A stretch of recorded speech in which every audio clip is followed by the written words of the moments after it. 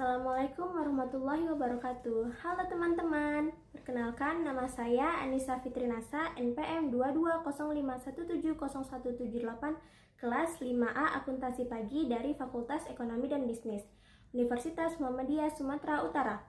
Nah, di video kali ini saya mau berbagi sedikit penjelasan tentang sistem pengendalian manajemen.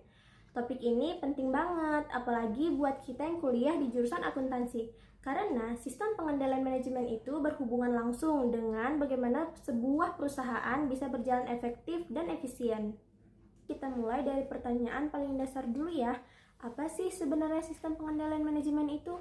Secara sederhana, sistem pengendalian manajemen adalah cara manajemen mengatur, mengawasi, dan memastikan semua kegiatan di dalam perusahaan berjalan sesuai rencana dan tujuan yang sudah ditetapkan. Kalau mau dibayangin, sistem pengendalian manajemen itu kayak navigasi di mobil. Kita udah punya tujuan nih, misalnya mau ke suatu tempat. Nah, sistem pengendalian manajemen inilah yang jadi petunjuk jalannya. Kalau ternyata salah arah, sistem ini bakal bantu kita ngarahin balik ke jalur yang benar. Jadi, fungsi utamanya bukan cuma mengontrol atau mengawasi, tapi juga membantu perusahaan supaya tetap fokus dan nggak melenceng dari tujuan awal. Sekarang pertanyaannya, kenapa sih mahasiswa akuntansi harus belajar sistem pengendalian manajemen? Karena dalam dunia kerja nanti, seorang akuntan nggak cuma ngurus laporan keuangan aja, tapi juga harus memahami bagaimana sebuah organisasi dijalankan dan dikendalikan. Dengan memahami sistem pengendalian manajemen, kita bisa yang pertama menilai apakah suatu kegiatan di perusahaan sudah efisien atau belum. Kedua, membantu manajemen dalam mengambil keputusan. Ketiga, memberikan rekomendasi kalau ada bagian yang butuh perbaikan. Jadi bisa dibilang ilmu ini membantu kita berpikir, bukan cuma sekedar pencatat keuangan, tetapi juga pengambil keputusan yang strategis. Selanjutnya, apa tujuan dari sistem pengendalian manajemen ini? Tujuan utamanya adalah supaya perusahaan bisa mencapai tujuan secara efektif dan efisien. Tapi kalau dijabarkan lebih spesifik, tujuannya antara lain. Yang pertama, memastikan semua kegiatan di perusahaan berjalan sesuai rencana.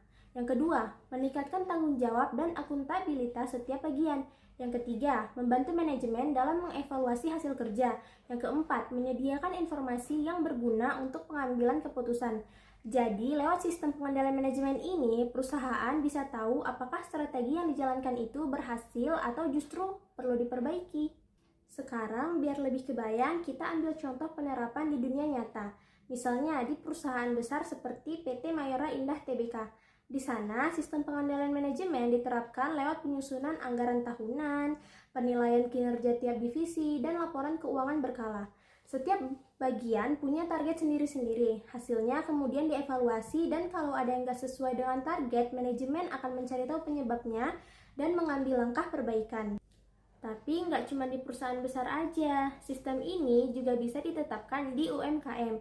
Contohnya, pemilik usaha kecil bisa menerapkan pengendalian dengan cara sederhana, seperti mencatat semua pemasukan dan pengeluaran, menetapkan target penjualan bulanan, dan mengevaluasi hasilnya setiap akhir bulan. Kalau penjualan menurun, pemilik bisa cari tahu mungkin promosi kurang, harga terlalu tinggi, atau stok barang yang nggak seimbang. Nah, dari situ bisa diambil keputusan yang lebih tepat. Jadi, dari semua penjelasan tadi, kita bisa simpulkan bahwa sistem pengendalian manajemen itu sangat penting untuk menjaga agar perusahaan tetap berada di jalur yang benar, mencapai tujuan, dan menggunakan sumber daya dengan efisien. Sebagai mahasiswa akuntansi, memahami sistem ini adalah bekal penting untuk kita nanti di dunia kerja, supaya kita nggak cuma bisa mencatat angka, tapi juga bisa membantu perusahaan dalam mengarahkan dan mengendalikan kinerjanya. Sebelum saya akhiri, saya mau ngutip satu kalimat yang pas banget buat materi ini.